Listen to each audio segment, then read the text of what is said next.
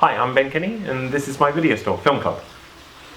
So I opened up Film Club in 2011. I took over the former video store that was in Darlinghurst and sort of rebranded and turned it into more of a specialty sort of boutique video store. I started up Film Club because I thought there was room in the world for a curated sort of video store, something appealing to cinephiles and to a specialty market. Film Club offers a really deep and wide selection of movies, covering like the entire history of film and covering like a really wide variety of genres and tastes. I'm not a fan of film piracy.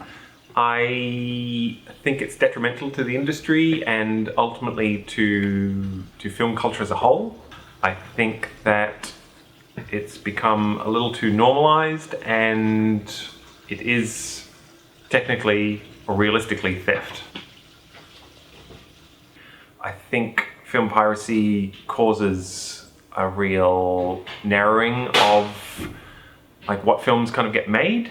I think in the last decade or two we've seen the middle budget films have died out. Like the only things that can make money or survive now, or the only things getting made are either $100 million blockbusters or $100,000 independent films. And I think the culture is really going to suffer for not having sort of those mid-range films.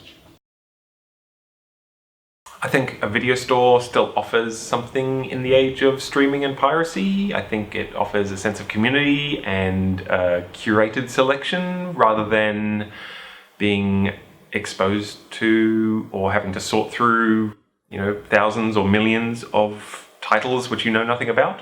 I think you've seen video stores die off worldwide, and I think, film piracy is a huge part of that, yes.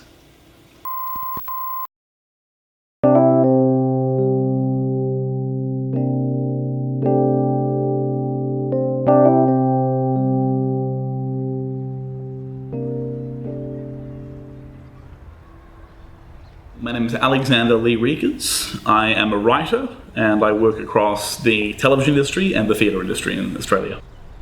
I've been lucky because my career has kind of coincided with streaming in terms of Australia.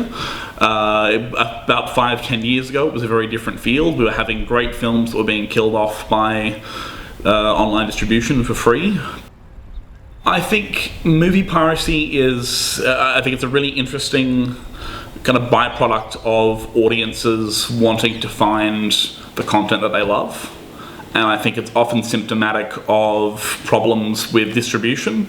It's also an opportunity for the people who make these great shows to find ways to find their audience, and I think they kind of need to meet audiences halfway. A very pertinent quote that I heard from a great teacher of mine at AFTRS was that audiences are switching from hundreds of audiences of millions to millions of audiences of hundreds, and it's up to you as a content creator to actually go out and find your audiences and give them opportunities and ways to pay for it. It's a matter of demands, not a matter of economics. It's not about not being able to afford it, it's wanting it right away, right now. The consequences of piracy are often for sort of smaller distributors. Piracy is really affecting the companies that aren't getting with the times in terms of streaming and distribution. Something that I find fascinating about piracy is that it exhibits the need that the average Australian, the average person in the world has for arts and entertainment. And I think there's actually something oddly positive about people going out and seeking art and seeking stories as a basic need, as a basic human right. And I think that's something that our government perhaps could take a great care to actually understand and observe, that audiences are clamouring for these great stories to be told, and the more that we can support them, the more stories there are going to be, the more sort of jobs there are going to be, the more secure our industry will be in this country. So piracy it's theft, it's a bad thing, but it also highlights that there are some great positives to the stories that we tell and the way that we tell them. And hopefully people can see both sides of that coin.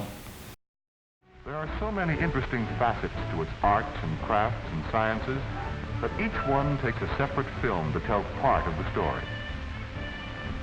In succeeding films, we will tell you about the exhibitor, the distributor, the screenwriter, the producer, the art director, the director, the cameraman, the actor, the sound man, the music director, the film editor, and all the other people who work in the motion picture industry, making it possible for you to say, let's go to the movies. I think there needs to be a culture shift. I don't think we can rely on laws of the government or software to fix the problem. I think it's really got to become an issue where it's not acceptable or it's not brushed off by the general populace. I think it should be seen as something a little bit shameful and a little bit uncool, I guess. I think people ask themselves one of the great questions in storytelling, which is what happens next? And if you can't get your what happens next by paying for it legally, or watching it on free-to-air television, or getting it through cable, then you're going to try and find a way to do that elsewhere, illegally, however you want to. All humans want, and all humans have that impulse to find, which I think is fascinating. And as a storyteller, I find oddly beautiful, even if it puts me out of a job in the long run.